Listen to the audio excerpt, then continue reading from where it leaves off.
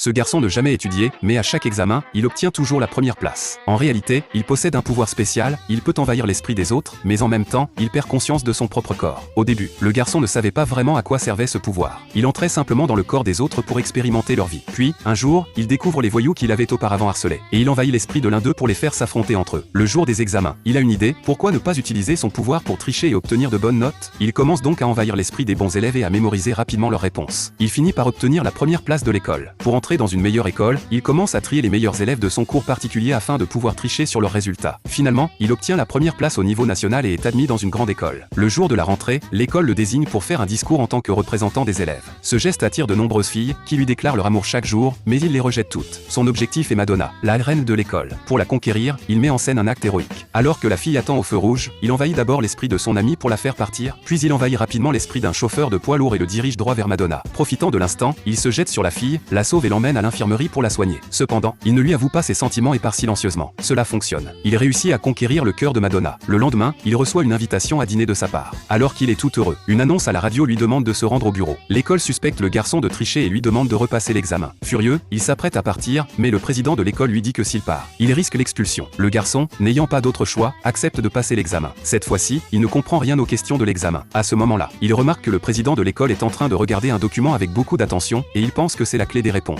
Il utilise donc son pouvoir pour envahir l'esprit du président. Mais à sa grande surprise, le document n'est pas du tout un corrigé, mais un magazine. Pensant que le président se moque de lui, le garçon déchire furieusement le magazine. À cet instant, une fille avec une caméra apparaît soudainement à ses côtés. Elle révèle que le garçon possède des pouvoirs surnaturels et montre une vidéo de lui utilisant ses pouvoirs. Le garçon tente désespérément de se défendre, prétendant qu'il souffre simplement de narcolepsie. Mais la fille sort alors le rapport médical du garçon. Réalisant que son secret a été découvert, le garçon renverse la table et s'enfuit précipitamment de l'école.